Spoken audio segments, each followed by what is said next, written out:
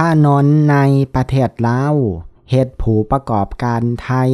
ที่ส่งออกหมากไม้ผ่านลาวไปขายอยู่ที่ประเทศจีนขาดทุนยับนับ100 ล้านบาทผู้ประกอบการไทยบางคนก็จะไปส่งออกผ่านทางทะเลแทนซึ่งเรื่องราวนี้จะเป็นแนวใดเดี๋ยวเฮาไปเบิ่งและไปฟังนำกันผลกระทบจากพายุไต้ฝุ่นยากิที่ได้พัดผ่านตอนเหนือของสปป.ลาวในเมื่อบ่ดนที่ผ่านมาสำหรับเขตแขวงที่ได้รับผลกระทบหนักสุดก็คงจะเป็นดวงน้ำท่าที่ได้รับความเสียหายจากพายุกันทั่วหน้าบ่ว่าจะเป็นน้ำท่วมแทบมิดหลังคาบ้านเรือนของประชาชนทรัพย์สินรวมทั้งผลละปลูกเสียหายหนักแต่ที่บ่เว้าถึงบ่ได้เลยและจะเป็นประเด็นหลักของคลิปวิดีโอนี้นั่นก็คือถนนหนทางนั่นเองแน่นอนว่าถนนหนทางบางส่วนอยู่แขวงหลวงน้ำท่าก็ไล่รับความเสียหายหนักบ่แพ้กันอันเนื่องมาจากน้ำป่าไหลหลากดินโคลนถล่มปิดเส้นทางนอกจากนั้นถนนบางส่วนก็ไหลไปกับน้ำพาให้เส้นทางการสัญจรถูกตัดขาดซึ่งอาจต้องใช้เวลานับเดือนกว่าที่จะซ่อมแปลงกลับคืนสภาพเดิมแบบสมบูรณ์ 100% และคาดว่าอาจต้องใช้เวลาประมาณ15 วันเพื่อซ่อมแปลงถนนให้พ่อสัญจรไปมาไล่แบบสัวข้าวนอกจากฟังเล่าแล้วเบื้องประเทศจีนก็แทบบ่ต่างกันสรุปไล่ว่ารถขนส่งสินค้าจำนวนหลายคันไล่แต่จอดล่อถาความหวังอยู่หน้าลานบ่เต็นของลาวและบ่หันของจีนแบบที่บ่ฮู้ได้ว่ามื้อใดจะได้เคลื่อนย้ายออกจากลานซึ่งตัวนี้แมนยังบ่รวมปัญหาเรื่องรถเป้เพ่เสียหายจากน้ำท่วมขังเนาะสำหรับในคลิปนี้แมนจะเน้นนักเรื่องเส้นทางเป็นหลักในตอนนี้รถขนส่งสินค้าบริเวณลานสากลบ่อหันหาบ่อเต็นของแขวงหลวงน้ำท่า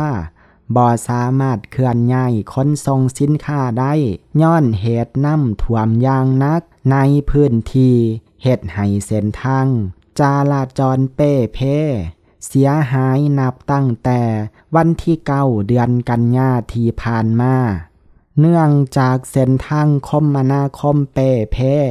เสียหายเฮ็ดให้รถขนส่งสินค้าทั้งฝั่งลาวและฝั่งจีนบ่สามารถเคลื่อนย้ายได้และถึงแม้นว่าทางการลาวและภาคส่วนที่เกี่ยวข้องจะพยายามแก้ไขปัญหาเส้นทางการเดินรถแต่การใช้งานตัวจริงภายหลังแก้ไขยังคงประสบความยุ่งยากหลาย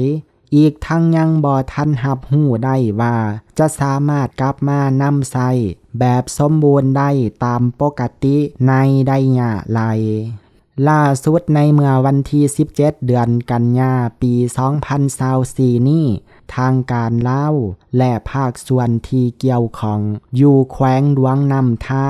ไล่พยายามเร่งปรับปรุงเส้นทางการสัญจรภายหลังไล่รับความเสียหายอย่างหนักจากเหตุการณ์น้ำท่วม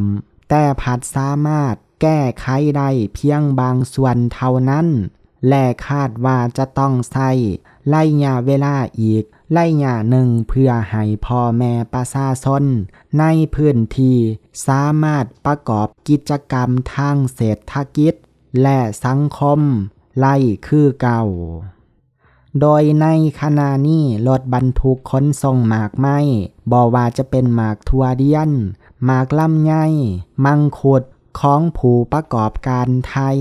ไล่ติดสะสมอยู่ที่ลานบ่อหันหาบ่อเต็นนับ100 ตู้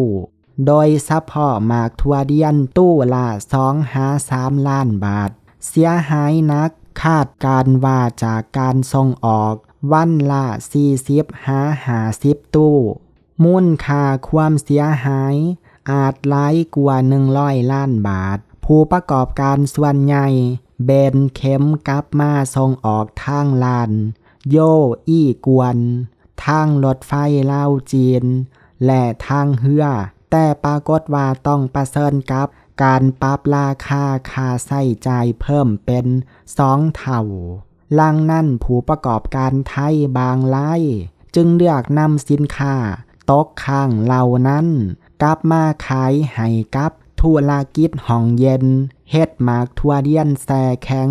ในราคาถูกแทนฝ่ายเกษตรประจำสถานกงสุลใหญ่ไทยณนครกวางโจวประเทศจีนแจ้งว่าผลกระทบต่อการขนส่งสินค้าข้ามแลนลานบ่อเต็นหาลานบ่อหานจากปัญหาอุทกภัยในสปป.ลาวอันเนื่องมาจากพายุไต้ฝุ่นยากิเฮ็ดให้เกิดอุทกภัยให้แห้งในแขวงหลวงนำท่าประเทศลาวส่งผลให้มีผู้ประสบภัยจำนวนหลายและเส้นทางสัญจรเป้เพอันเนื่องมาจากดินถล่มถนนซ้ำหลุดและน้ำท่วมสูงโดยเฉพาะเส้นทางขนส่งสินค้าไปลานบ่อเต็นเส้นทาง A3A รวมทั้งยังมีน้ำท่วมสูงบริเวณลานบ่อเต็นฝั่งลาวปัจจุบันลานบ่อหานฝั่งจีนบ่มีการประกาศระงับการขนส่งสินค้าข้ามแลนและสามารถห้องรับการขนส่งสินค้าข้ามแลนจากสปป.ลาวไล่ปกติแต่มีอุปสรรคที่รถสินค้าจากฝั่งลาวบ่สามารถเดินทางไปลานบ่อหานของจีนได้เพราะเส้นทางขาดอีกทั้งลานสินค้าฝั่งลาวก็บ่สามารถห้องรับรถขนส่งสินค้าจากฝั่งจีนได้เนื่องจากสายแลนลานบ่อเต็นและเส้นทางขนส่งสินค้าข้ามแลนที่เสื่อมจากลานบ่อเต็นของลาวไปยังลานบ่อหานของจีนมีน้ำท่วมสูงเส้นทางขาดทั้งนี้ผู้ประกอบการควรตรวจสอบข้อมูลก่อนการส่งออกสินค้าผ่านสปป.ลาวไปยังลานบ่อเต็นบ่อหานท่านมณฑลปีวัฒน์ผู้บริหารบริษัทอลาซาฟรุตจำกัดผู้ส่งออกมังคุดไทยเปิดเผยว่าปัญหาการขนส่งตู้คอนเทนเนอร์มากไม้ไปติดที่บริเวณลานบ่อเต็นเป็นจำนวนหลายนั้นความเสียหายรวมน่าจะประมาณ100ล้านบาทจากราคาหมากทั่วเดียนตู้ละประมาณ3-4ล้านบาทมังคุด3ล้านบาทผู้ประกอบการบางรายประเมินว่าน่าจะใช้เวลารอเคลียร์1-2 อาทิตย์หรือประมาณเกือบ15วันจึงมีการเปลี่ยนเส้นทางขนส่งไปใช้ทางอื่นแทนเช่นทางรถไฟทางเรือหรือไปใช้ลานโยอี้กวนทางลานจังหวัดนครพนมซึ่งเฮ็ดให้ลานโยอี้กวนมีปริมาณรถสะสมเป็นจำนวนหลายเช่นกันและใช้เวลาส่งออกผ่านลานล้นถึง7วันจากปกติ2-3 วันเนื่องจากที่ด่านจะมีการสุ่มตรวจแมงไม้และศัตรูพืช 30% และตรวจเข็มสารปนเปื้อนแคดเมียมนอกจากนี้ก็มีบางส่วนค้นกลับมาขายให้ห้องเย็นเฮ็ดหมากไม้แช่แข็งขายสถานการณ์ขนส่งตอนนี้เทียบกับช่วงโควิด -19 ทั้งเส้นทางขนส่งไปลานบ่อหานประมาณ400 กิโลเมตรเสียหายหนักการเปลี่ยนการขนส่งไปลานอื่นก็ต้องเสียค่าขนส่งเพิ่มขึ้นบางรายคนกลับมาขายราคาถูกให้ห้องเย็นแต่การนำสินค้ากลับมาจำหน่าย ในตลาดภายในประเทศไทยต้องขายในราคาห้องเย็นที่สำคัญคือเสียโอกาส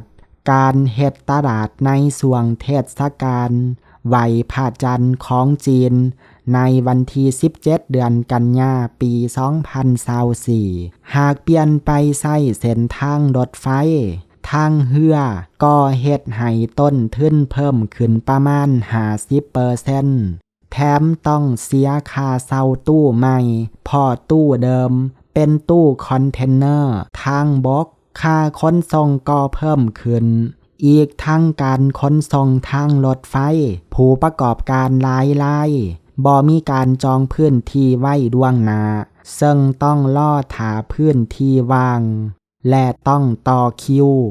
ซึ่งต้องใช้เวลาล้นแต่ถ้าคนกลับมาขายในประเทศไทยจะได้เพียง 1.5 ล้านบาทเท่านั้นจากต้นทุนตู้ละ 2.5 ล้านบาททั้งนี้ผู้ประกอบการส่งออกของไทยหลายรายก็ไล่หันมาส่งออกสินค้าไปประเทศจีนผ่านทางทะเลแทนจนกว่าสปป.ลาวจะซ่อมแปลงถนนเสร็จสิ้นอันนั้นก็เป็นเรื่องราวทั้งหมดในคลิปวิดีโอนี้ทุกท่านคิดเห็นแนวใดเกี่ยวกับเรื่องราวในคลิปนี้คอมเมนต์บอกกันได้ขอบใจเมื่อทุกท่านที่เข้ามาเบิ่งคลิปวิดีโอนี้แล้วเฮามาเจอกันใหม่ในคลิปวิดีโอหน้า